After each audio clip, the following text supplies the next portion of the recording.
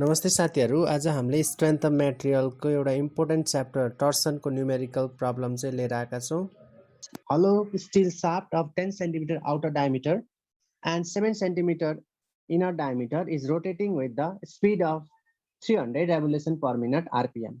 So, if the permissible shear stress for the material is 80 meganewton per square meter and the maximum torque is 1.3 times the mean torque, determine the power transmitted by this shaft.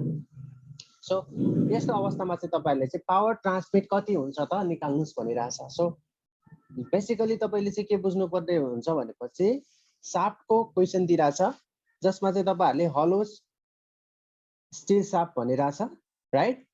र त्यसमा चाहिँ तपाईले चाहिँ certain revolution भइराछ र revolution हुँदाखेरि चाहिँ त्यसमा चाहिँ म्याक्सिमम अथवा परमिसिबल चाहिँ तपाईको चाहिँ शियर स्ट्रेस कति छ त गिवन दिइराछ र त्यो अवस्थामा चाहिँ तपाईले पावर ट्रान्सफर निकाल्नुस् भनिरहेछ। So we all know that the shaft is basically is used for power transmission. So it is used to power transmit र त्यो पावर ट्रान्समिट कति गर्छ त भनेर चाहिँ हामीले निकाल्नु पर्ने हुन्छ with the given data, right? So the data is 10 centimetre छ is equals to 0.10 metre. Similarly तपाईको चाहिँ inner diameter 7 centimeter is equals to 0.07 meter, right? तपाईले चाहिँ अरु के दिएको छ त भन्दाखेरि चाहिँ number of revolution n is equals to 300 rpm revolution per minute. Similarly तपाईले चाहिँ maximum permissible shear stress, so let it be tau max. Maximum permissible shear stress be tau max is given as 80 meganewton per square meter. 80 meganewton per square meter, that can be written as 80 into 10 to the power 6 newton per square meter, right? So तपाईको चाहिँ यति कुराहरु given छ र tau max तपाईको torque maximum torque, so T max is equals to 1.3 times T min भनेर चाहिँ क्वेशनले दिएको छ। Outer diameter of D naught, inner diameter of DI is equals to 0.10 meter, inner diameter 0.07 meter, right? अब तपाईले चाहिँ के निकाल्नुस् भनिरहेछ power transmission. So power transmission transmitted, so P is equals to what? So हामीलाई के थाहा छ भन्दाखेरि चाहिँ पावर चाहिँ कति हुन्छ त ट्रान्समिट हुन्छ 2 pi nt divided by 60 watt मा हुन्छ। So this is the basic formula, right? So 2 pi nt by 60 चाहिँ तपाईहरुको के हुन्छ त पावर ट्रान्समिशन हुन्छ है। सो यस केसमा चाहिँ तपाईहरुलाई यो टी को भ्यालु चाहियो। सो अब कुन टी युज गर्ने त तपाईलाई चाहिँ जहिले पनि पावर ट्रान्समिशन गर्दाखेरि चाहिँ तपाईको म्याक्सिमम टर्क हुँदैन कि mean torque, that is the average torque हुन्छ। सो टी मिन चाहिँ तपाईले चाहिँ यहाँ युज गर्नुपर्ने हुन्छ, राइट? सो टी मिन को चाहिँ तपाईले म्याक्सिमम टर्क बाइ 3 यहाँ भनेर चाहिँ क्वेशनले दिएको छ। म्याक्सिमम टर्क बाइ 3 भनेर चाहिँ 1.3 भनेर चाहिँ तपाईहरुलाई T max by 1.3 is equals to T mean हुन्छ, राइट? सो तपाईले कुनै तरिकाले चाहिँ टी मिन फाइन्ड गर्न खोज्नुस्। टी मिन को लागि चाहिँ तपाईहरुले टी मैक्स चाहिँ भ्यालु चाहिन्छ। So what is T max? T max is the maximum torque that is inducing in this hollow steel shaft. So let us find that. So त्यसको लागि चाहिँ you need to know the torsional equation. So from torsional equation तपाईलाई चाहिँ torsional equation बाट चाहिँ के थाहा हुन्छ त भन्दाखेरि, so from torsional equation T by J is equals to tau by R. Tau is maximum permissible shear stress. Tau max by R is equals to G5 by L. So यो केसमा हेर्दाखेरि चाहिँ मोडुलस अफ रिजिडिटी दिएको छैन, angle of twist को value पनि दिएको छैन, लेन्थ अफ द शाफ्ट पनि दिएको छैन। So we will use first two parameters. So यस केसमा J भनेर चाहिँ हामीले यहाँ सपोज गरेका छौं डेरिभेसन गर्दाखेरि। So we shall write J, right? So फर्स्टमा चाहिँ तपाईहरुले J को भ्यालु निकाल्नुस्। यो सल्भ गर्दाखेरि चाहिँ J को भ्यालु निकाल्नु पर्यो, इजन्ट इट? बिकज तपाईले के निकाल्नु पर्ने हुन्छ यहाँ first from this equation maximum torque T max is equals to tau max permissible shear stress into polar momentum inertia divided by R. R is the radius of the shaft, right? So निकाल्नु पर्ने हो। So यो निकाल्नलाई चाहिँ J is unknown, polar momentum inertia unknown। अब J भने चाहिँ तपाईको के हुन्छ त Ixx plus Iyy हुन्छ, isn't it? Momentum inertia about centroidal x axis र momentum inertia centroidal y axis को समेसन गर्नुपर्ने हुन्छ। सो तपाईले चाहिँ momentum inertia of the circular section चाहिँ के भनेर पढ्नु भएको थियो, पाई आर 4/4 भनेर पढ्नु भएको थियो नि। सो यसलाई चाहिँ हामीले के गरौँ भन्दाखेरि चाहिँ यसलाई चाहिँ डायमिटरको टर्ममा लग्दाखेरि त के हुन्छ, पाई डी को पावर 4/64 हुन्छ। अहिलेको केस त तपाईको चाहिँ हलो सेक्सन भयो नि त। सो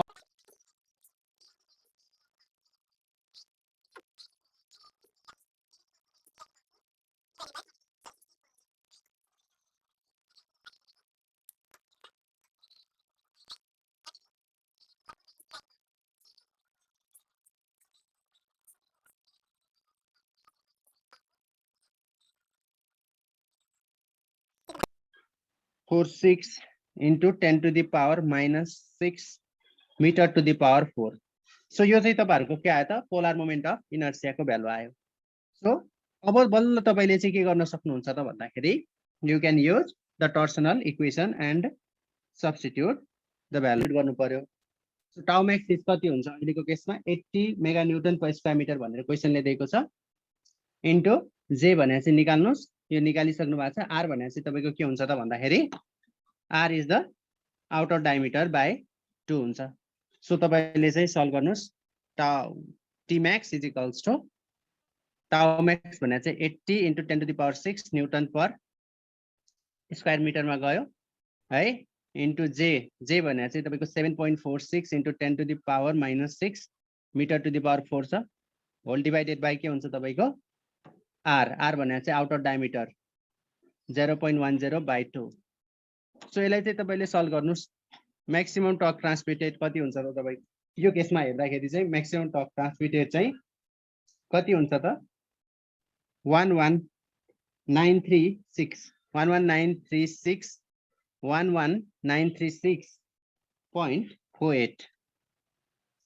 न्यूटन पर, सो न्यूटन मिटरमा चाहिँ एन्सर आउँछ, इजन्ट इट। सो न्यूटन मिटरमा चाहिँ एन्सर आउँछ, बिकज यहाँ चाहिँ न्यूटन पर स्क्वायर मिटर भयो, यहाँ मिटर स्क्वायरमा गयो, यो चाहिँ मिटर भयो। सो न्यूटन मिटरमा चाहिँ तपाईहरुको आउँछ, because it is the twisting moment. So it is the twisting moment, so it is the maximum twisting moment. So moment चाहिँ न्यूटन मिटर यसको युनिट हुन्छ। सो यति भइसकेपछि अब तपाईले चाहिँ पावर निकाल्नु पर्यो, राइट। सो पावर निकाल्नलाई चाहिँ you have to understand that पावरको फर्मुला थाहा हुनु पर्यो। पावर भने चाहिँ 2 पाई n/60 हुन्छ। केमा आउँछ त यो वाटमा एन्सर हुन्छ। where n भने चाहिँ number of regulation, n is the number of regulation that is given as 300 rpm in this question।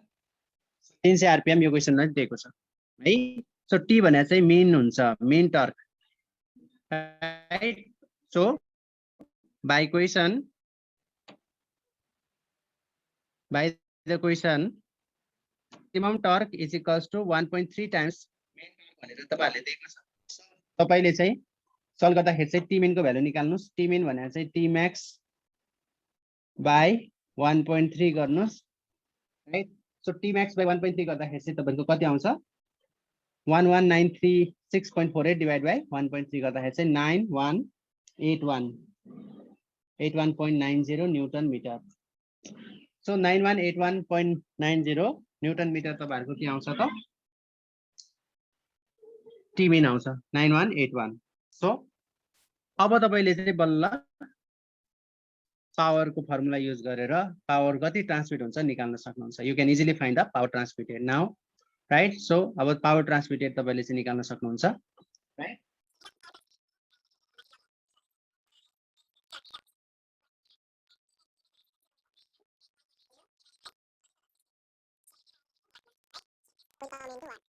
So यसलाई चाहिँ सल्भ गर्नुस् तपाईले 2 पाई n/60। So implies that power भने चाहिँ तपाईको कति हुन्छ भन्दाखेरि 288,458 वाट हुन्छ। सो यसलाई चाहिँ तपाईले किलोवाटमा राख्दाखेरि चाहिँ 288.45 kilowatt will be the power हुन्छ। हस् त साथीहरु, thank you so much for your time and attention and wish you a good day, wish you a blissful day. Thank you so much. Bye bye, take care. Don't forget to like, share and subscribe this video as well. Okay.